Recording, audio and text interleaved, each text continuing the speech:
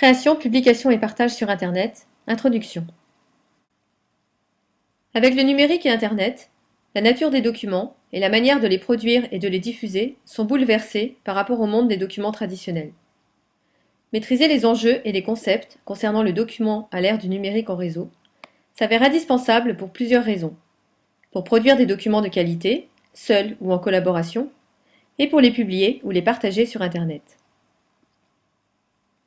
En effet, nous avons tous besoin de créer, traiter et diffuser des documents numériques dans notre vie professionnelle, citoyenne ou personnelle. Par exemple, un CV pour rechercher un stage ou un emploi, ou bien un diaporama pour une présentation orale, ou un blog sur un sujet professionnel ou personnel, ou encore un article de Wikipédia, ou un document de travail rédigé à plusieurs sur Internet, et bien d'autres usages comme la création et le partage de photos, de musique ou de vidéos. Certes, tout le monde sait produire un document numérique. Mais comment tirer parti au mieux des propriétés du numérique pour produire un document de qualité et être efficace? L'ambition de ce MOOC ne se limite pas à apprendre comment manipuler des logiciels pour créer un document et le mettre en ligne. Son objectif principal consiste à prendre du recul pour acquérir une véritable maîtrise de nos actions. Les enjeux concernent en premier lieu la compréhension des changements induits par le numérique et Internet sur le document et son cycle de vie. Puis la mise en œuvre pratique du cycle de vie de nos documents numériques. D'abord, être capable de produire efficacement, seul ou à plusieurs, un document de qualité, textuel ou multimédia, optimisant l'expérience de ceux qui vont le consulter, permettant sa réutilisation future, en totalité ou en partie.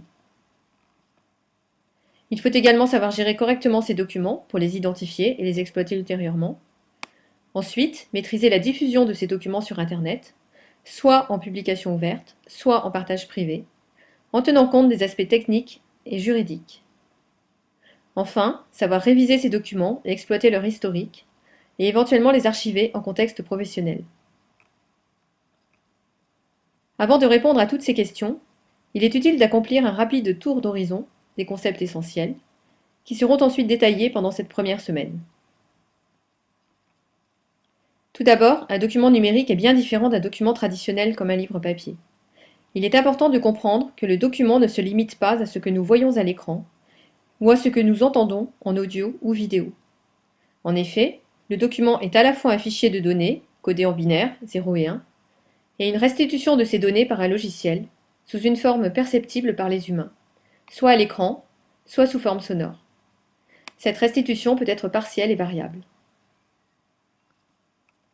Le document numérique possède de nombreuses propriétés nouvelles par rapport au document traditionnel.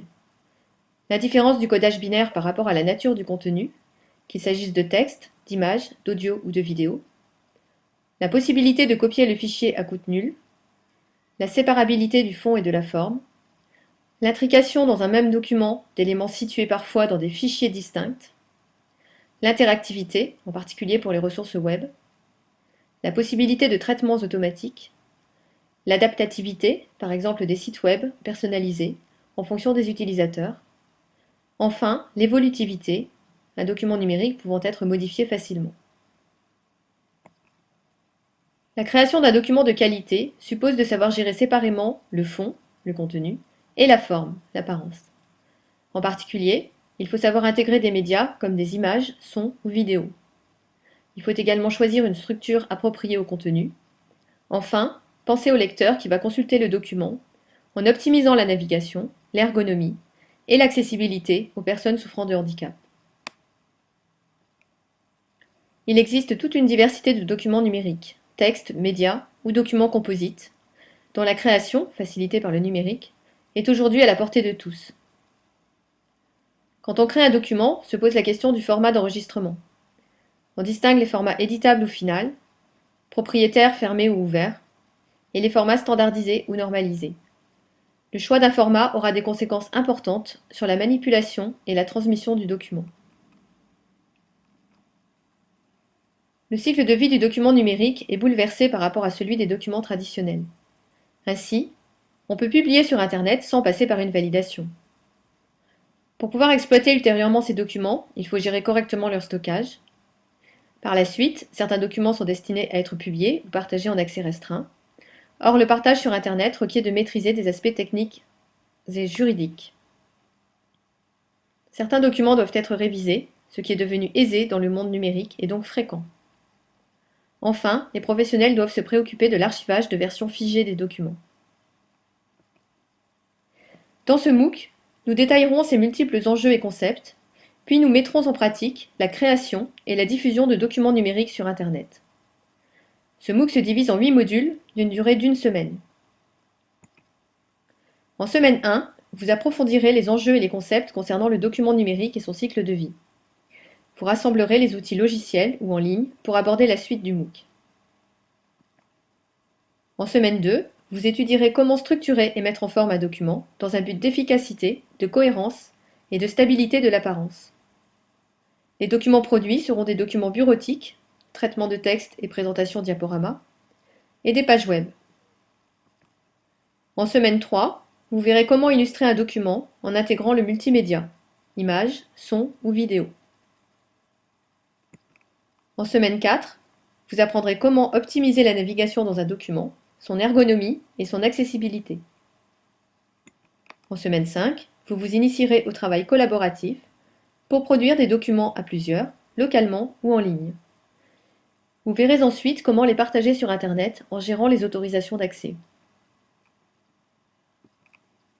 En semaine 6, vous aborderez la problématique du droit et des licences de libre diffusion. Le but est de réutiliser légalement dans vos documents les contenus trouvés sur Internet, images, sons ou vidéos. En semaine 7, vous apprendrez à traiter des données à l'aide d'un tableur, réaliser des calculs et des graphes et les présenter.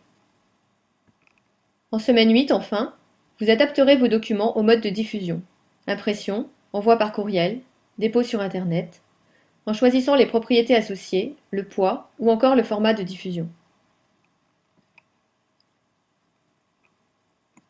Cette première séquence de la semaine 1 se poursuit par 5 étapes vidéo qui détaillent les enjeux et les concepts concernant le document numérique et son partage sur Internet. À tout de suite.